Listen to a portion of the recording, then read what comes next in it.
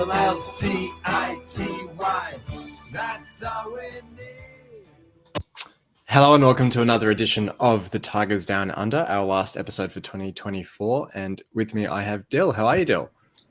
Good, mate. Merry Christmas. Good to be back. Merry Christmas to you too. Yeah, and very happy 3 points for City. I mean, it would have been nice to, I think, Dan and I were talking last week about what sort of the pass mark for this was. I think 3 is definitely, getting a win out of these 2 games is definitely a pass mark. But I guess probably the opposite direction to what we would have expected. I feel like the Preston game is probably where we would have targeted the 3 points, perhaps more so than Blackburn. Yeah, exactly. And where Blackburn's sitting in, playoff places, and I don't know what their form's sort of been like, but I would have thought we would have done better at Preston, but obviously we didn't. But this game was sort of I would say almost like not really a complete turnaround from Preston, but just the effort levels were a lot higher across the pitch as well. Yeah, the Preston game was an interesting one to start with Hughes out for McLaughlin, which we weren't really too sure of at the time. Yeah. We thought there was perhaps just an illness, and it's unfortunately turned out to be quite a bad hamstring injury. And then Burstow in for Kamara, which I think everyone was sort of calling for after his goal against Swansea. I was sort of interested last week on the podcast to look at how Burstow went from the start, because he seems like with his pace and his energy, he's kind of almost optimal off the bench, because he can sort of come on against tiring legs and really run at teams. But even from the start here, I actually thought he was pretty good in getting to loose balls, to winning the ball back, etc., to help us kind of keep that pressure on further up the pitch. Yeah, he was quite lively. It was good to see him sort of jump out there, and he just sort of jumped straight into it, and like he is a really good player. Like I guess I don't know if you call him a utility player, but like great off the bench, around the 60th, 70th, or 80th minute mark, where he can just like you said, rip in on tired players. But it's good. He deserved it to start. Yeah. So. And I don't mind seeing him more. Yeah, and it's good. Like, he's now got that start against Blackburn as well. I feel like he's getting a bit of a run of games together, which is good to see. It's also good with Puerta and Alzate now sort of forming a bit of a partnership in that midfield, some consistency along with Slater as well. But Alzate and Puerta in particular, I thought against Preston, especially in the first half, were really good. And Puerta, he had a bit of a rough patch in form the last couple of months around the time that Volta left, but really seems to be getting back to what we saw when he first hit the ground running for us. And now Zate looks like he's getting up to full fitness now and really showing what he can do. Yeah, he's been a bit more electric, Alzate. Like, he came off the bench in today's game, and just sort of like hit the ground running, which was awesome to watch. But Puerto, he's sort of seeming like he's hitting form really well. He's an exciting prospect to watch, sort of thing, for probably the next couple of games, especially Middlesbrough coming up, because it seems like he can hold his own really well for longer minutes, and I think we'll definitely need that. But Yeah. I guess the disappointing aspect then with Preston, well, in the first half, Slater's miss, which, in a game that I think Sellers, that's after the game sort of said we went into it knowing it would basically be decided by one moment, it'd be a 1-0 sort of scoreline. A really, really good chance created by Pedro, that turn and shot, which I thought he did really well with. It's basically begging to be put away by Slater there. And you can say it's, whether it's a bobble or whether he's just caught it wrong on his foot or whatever, but, he just has to pick a spot, and find the back of the net. Keeper's on the floor. That was pretty frustrating. And it comes off the back of a few reasonably bad misses for Slater as well. Yeah, exactly. Like, it's not exactly a recursive thing that he's doing, but it would have been a lot nicer to see him hit the back of the net there, and not go flying over. But I don't know. Like, it's hard because he's got so many good effort areas in like the other parts of his game that, he's putting himself in that position to even make that, which is a great thing. And if we had a stronger attacking, front line, more of a striking option, then maybe they would probably slot that into the back of the net. But he's doing well for, sort of what he's bringing to the table. Yeah, it is one of those funny ones, and he had a few chances against Blackburn as well, where you do kind of credit him getting into those positions, because you'd rather players be in the position to miss rather than not even in the area. Um, uh, but yeah, no, as you were saying though, like in the second half, I thought his effort and his ability to pick the ball up from our back line and really drive forward, he's quite good, I find, when he's on the ball and driving forward and can have that sort of change of direction and basically cut through the lines of the opposition press quite effectively. And then, as we saw this morning, has that vision, has that composure to find players with his passes as well, more often than not, which I think he gets a lot of stick because he played for us when we were in League One. You see like Alfie Jones, similar, Coyle, similar, Longman, similar as well, funnily enough, after that goal, which actually in Longman didn't even play for us in League One. So it just seems like there are that group of, British core players that do kind of get that criticism a little bit more often than, say, a Puerta when he has an off game or Alzate or someone like that. So it is good sometimes to remember the positives he brings, and I think it's always interesting as well because we've now had McCann, Shotter, Rosenia, Volta, and now Celis all still pick these players. It does suggest that there is something that they're seeing in these players that perhaps supporters are either not seeing or being a bit too critical on, I think.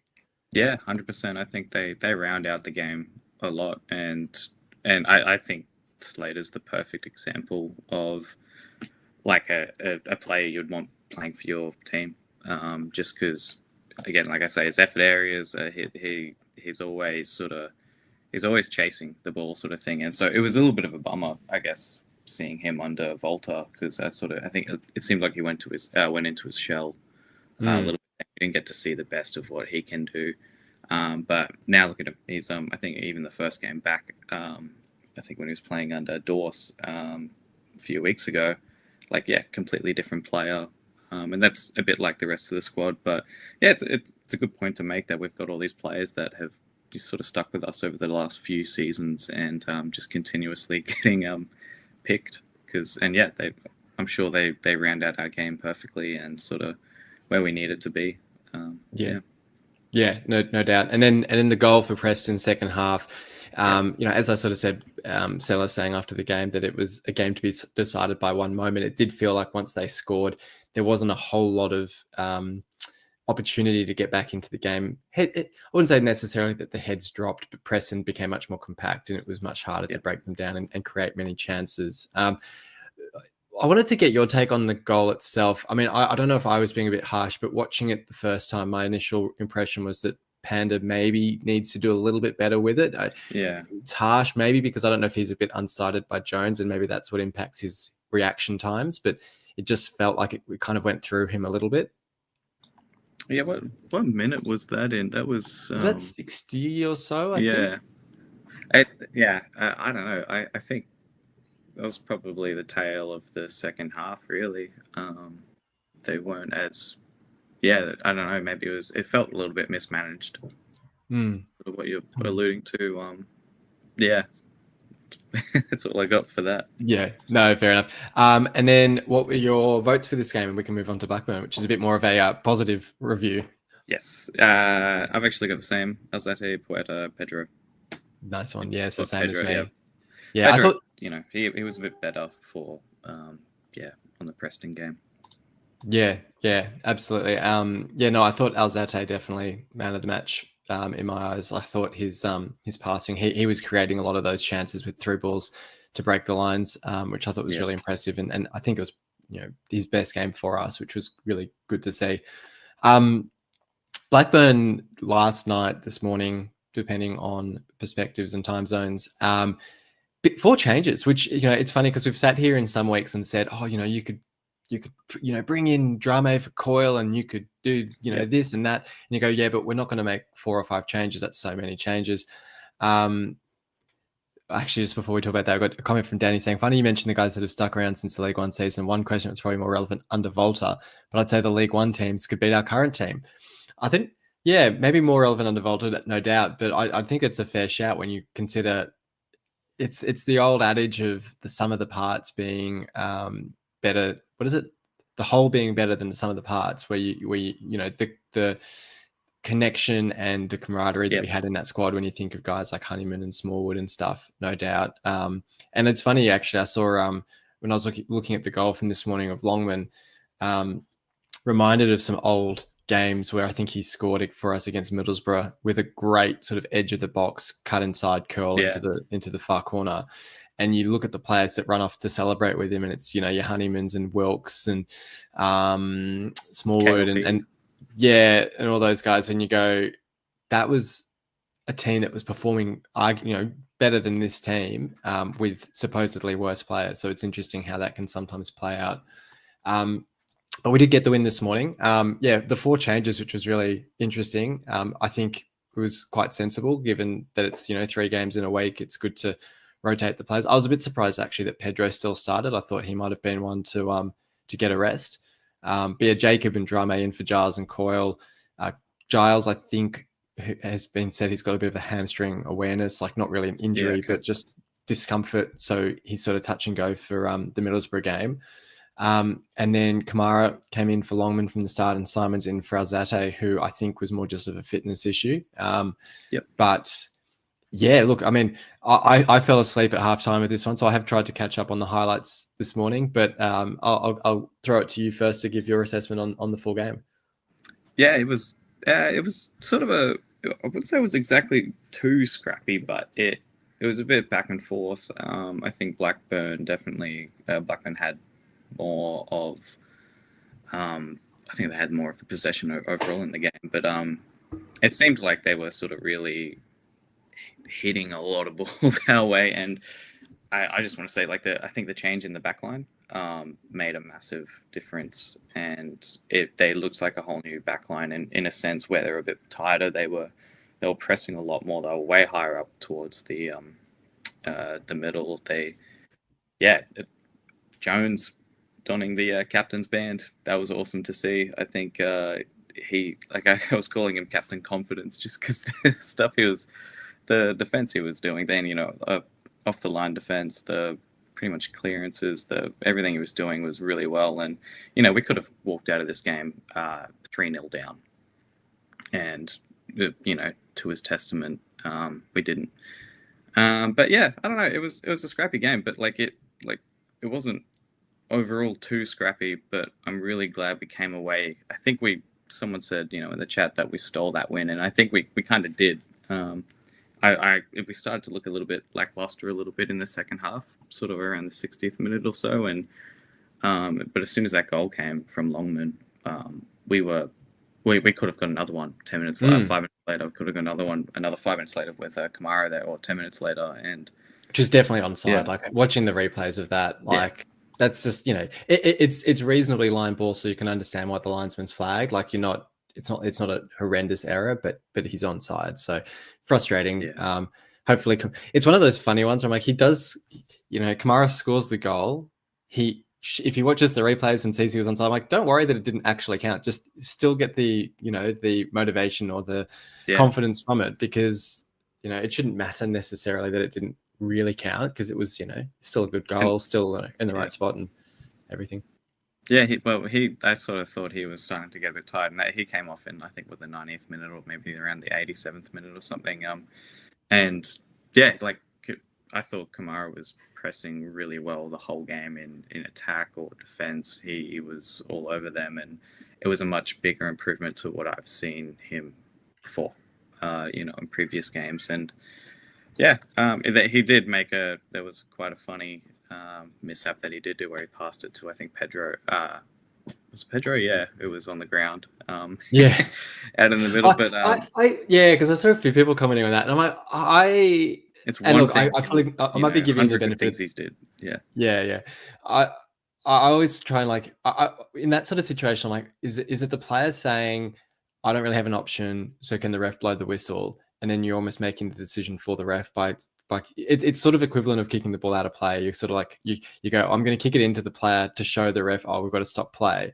So I'm like, is he doing that, or is he just literally, he hasn't seen him and he's crossed it in? I can completely understand the argument either way. So I'm not saying for a second that's definitely what he did, but I'm like, I'll give him the benefit of the doubt on that one.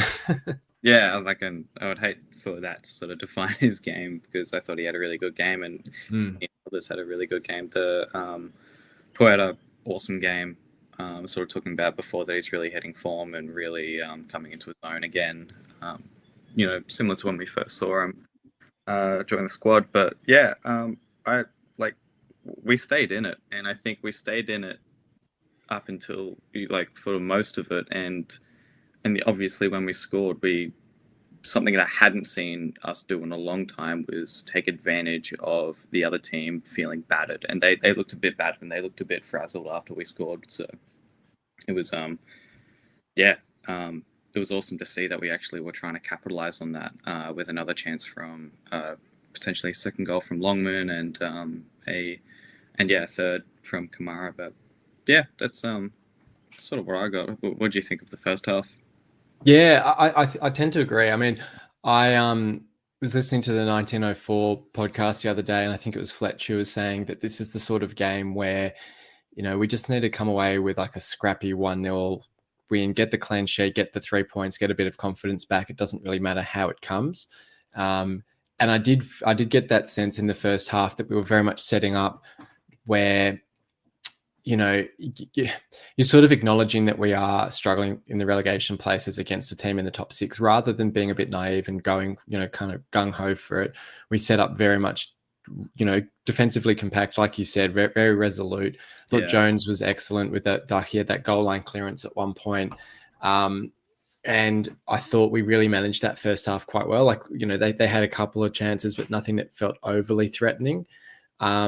And then, I mean, from what I saw in the highlights, and look, Danny saying in the chat as well that the substitutions were potentially questionable at the time, and it's sort of the, with a bit of hindsight, you kind of see, Sellers actually did make the right call, and he's shown that a few times now, really, with his substitutions and being able to change the game in the right way.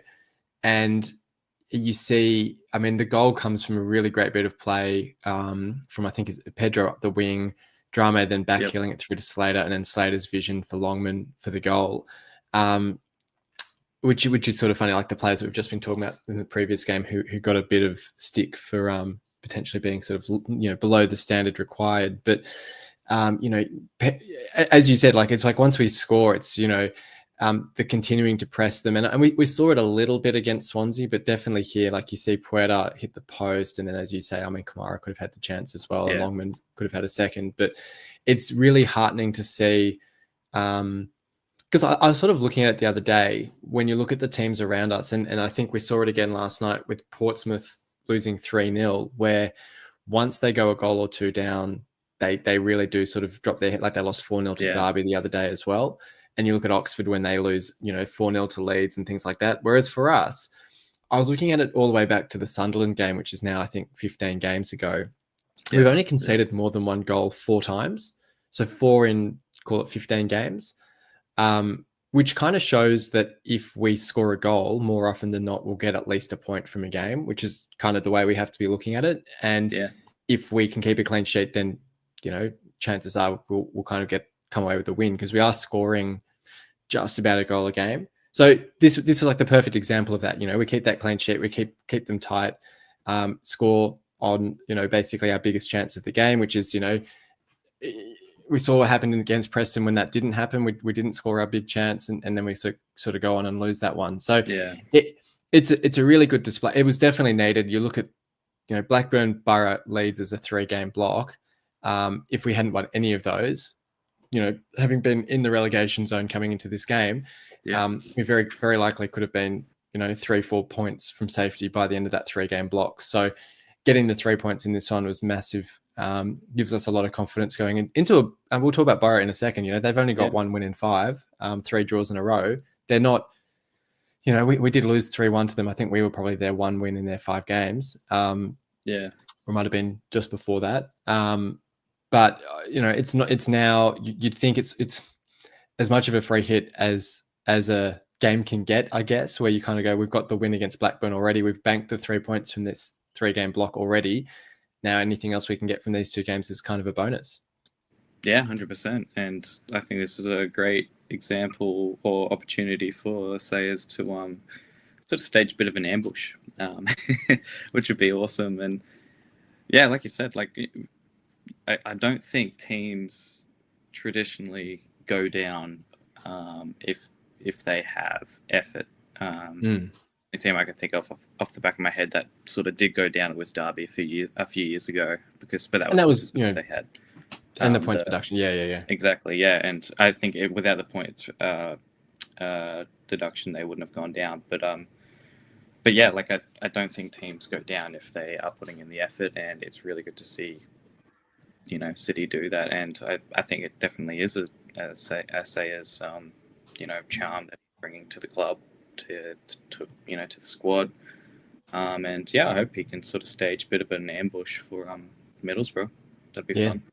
Absolutely. And look, I think if he can then also get the win against Leeds, he's pretty cemented as a pretty fan favorite manager if he can do that. So I'll get your votes for this game, and then we can talk about those games. What did I have? I think I was tossing up because I did really I wanted to put Kamara in there just because he most improved maybe, and I liked his sort of play style, and I hope he can do it more. He could probably come up a little bit earlier just because he did look really tired towards the end of the game.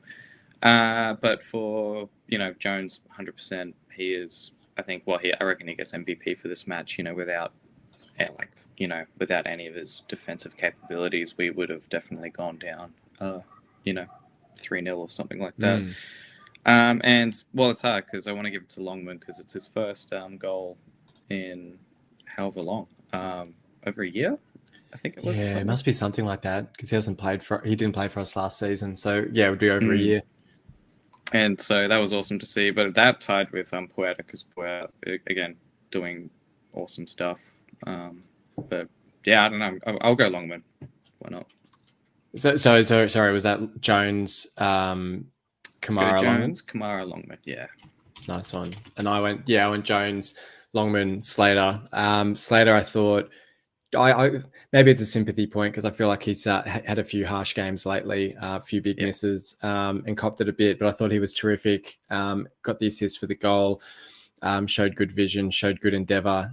So got the one vote from me for that, and yeah, Longman for the goal as well was excellent. From that point of view, all right. Well, we'll talk. Well, how about first before we talk about the game? So we do have some transfer news coming through. I think the word is that there'll be a player signed before the Leeds game. So that's the second, like the 4th of January. So the second game in January, but because Borough's on the 1st, I think you technically can't have players signed before that. Yeah. Okay. Yep. Sounds like it's a winger. I mean, Baz was sort of describing it as a creative player in the final third, which suggests winger to me. I don't think you'd call a number 10 someone in the final third, but maybe you would. I can't imagine if we've got Palmer, Ömer, who am I forgetting? There's another one, isn't there? Who's our third? Oh, Mellum, I guess. Yeah. You've got a few of those sort of creative midfielders. I don't know if we'd bring another one in. I do get the sense it's interesting, like because Ömer didn't come on last night, did he? No, he didn't. No, and I was thinking maybe he would have came on for Kamara or whoever, but who came on? Burns. Yeah, because I don't think he's played any of the last 3 games. I do wonder if that sort of suggests that he's off in January, which, look, I'm not heartbroken over if he does. Like, I think he's been good, but it sounds as if he's on a pretty decent wage. So clearing that out and trying to get someone in who can actually contribute a bit more on the score sheet would be worthwhile, I think. So especially when we have, when we've got who was it? Miller's out and Ballumi's out as well. Ballumi. You know? So we definitely need to clear up some space. Yeah, exactly. I think Rushworth, it's an interesting one. Baz was saying he didn't think he was going back, but then there's been a few reports overnight that Brighton are looking to recall him.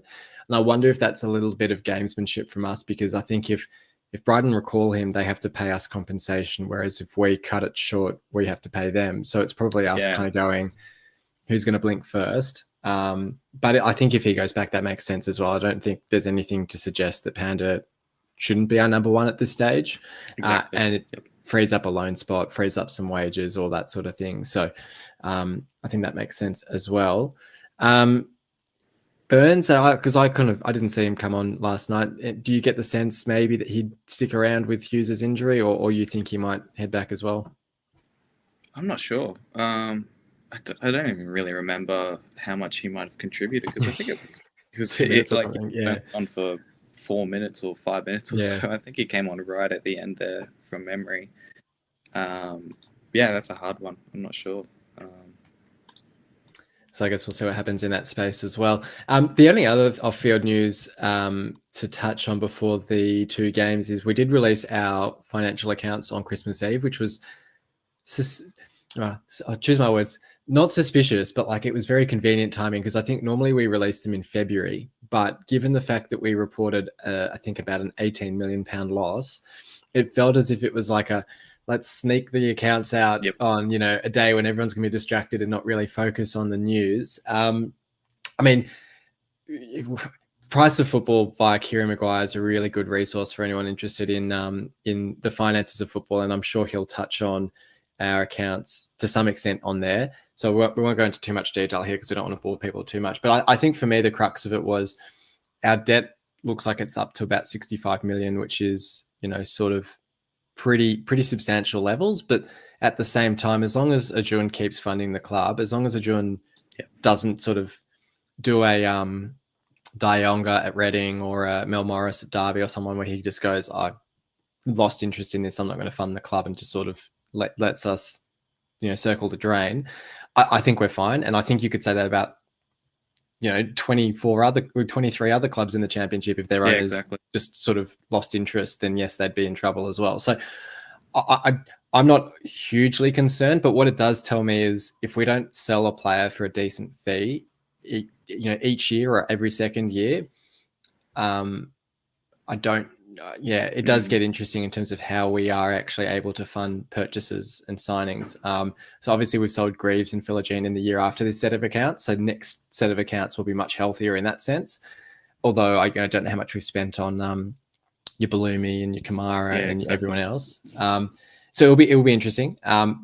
But you leave the finances to the people that know best, and then all you can do is sort of have faith that it's all being managed as best it can. But I saw that got released, so I thought it was worth touching on anyway. I don't know if you have any thoughts on it. Perfect time of year. It's pretty synonymous with pretty much any not any business, but governments or whatever. Christmas time is the best time of year for them to release obviously not controversial stuff, but it's like a news headline at 6 p.m. on a Friday.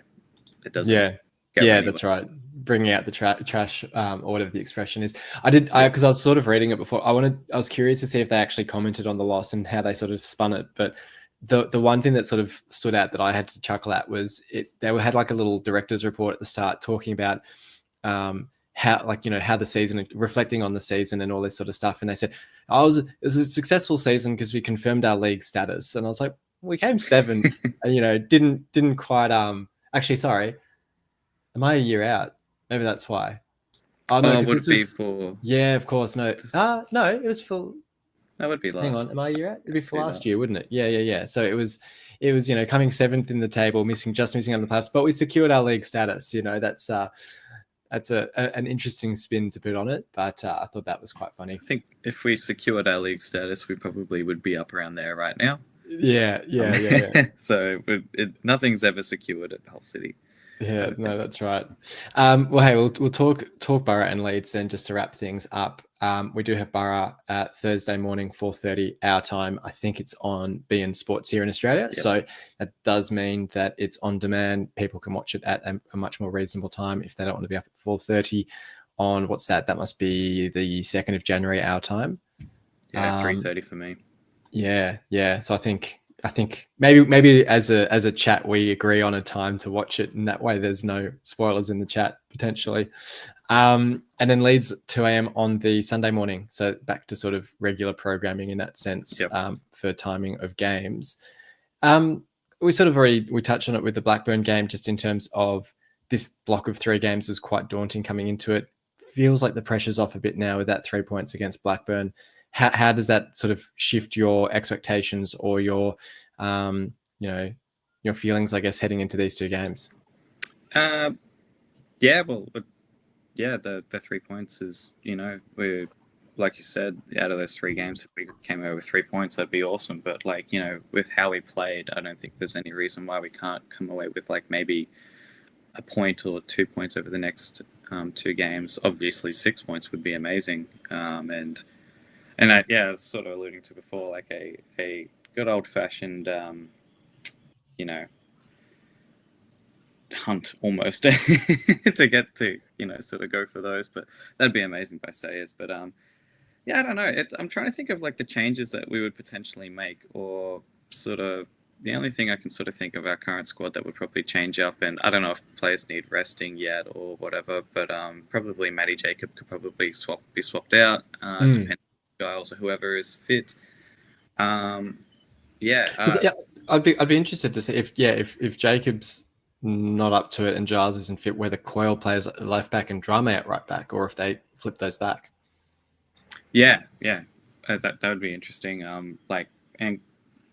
It's probably good for Coyle to sort of, I think it would do him good to be motivated to try and make the lineup for the next couple of games, whether that's in training or, if he tried to sort of earn that in, when he subbed on last night. But yeah, I don't know. I think if we can sort of play not quite similar to how we played last night, because it was quite scrappy and we lost the ball quite a lot, and the passing wasn't great, but the pressing effort was great. And if we can replicate that, I think we'll have a good shot at it. I'd probably want to see Burstow. Maybe he didn't really perform that well, I think, last night, and I didn't really touch on it, but again, maybe use him as a utility player to sort of come on at 60th, 70th minute mark.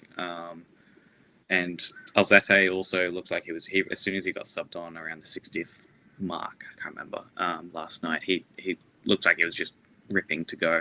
Like he really wanted to sort of jump in and make a difference. So I don't know if we start him, but I'm feeling good going into it. Yeah, I think, and sort of like I said, so Boro, no wins in their last three draws, had a 3-0 lead against Sheff Wednesday and conceded 3 goals in the space of about 15 or 20 minutes in the second half of their game there, and drew 0-0 this morning against Burnley. So, there to be got at potentially. It will be interesting, I think, because both of these games are at the MKM. It would be really nice to start 2025 with a bit of good home form. Leeds, I think, are pretty poor on their I say poor on their travels, relatively poor. I think they're 8th or 9th best in the league away from home, which is still pretty good. It's just, clearly a lot worse than their home form. So potential in both those games, I think, to get something if we set up well, which I think under Sayers we really do. The interesting thing with the Leeds game then, of course, is if this mystery player is in time. And I would hope that we're targeting players who are sort of ready to go and that won't need, weeks on end to get their fitness up. But whether we see the new signing off the bench against Leeds potentially could be quite interesting. But, the bottom of the table is still quite tight. I think we're 4 points away from Plymouth now, which is good to be more than a win away from the bottom of the table. It sort of shows that we're making a bit of progress.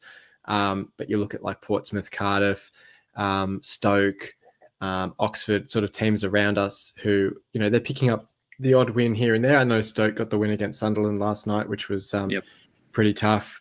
But it sort of shows that if we can sort of keep picking these points up here and there, that we can start to slowly but surely pull away from the bottom of the table. Yeah, it feels good not to be in the bottom 3.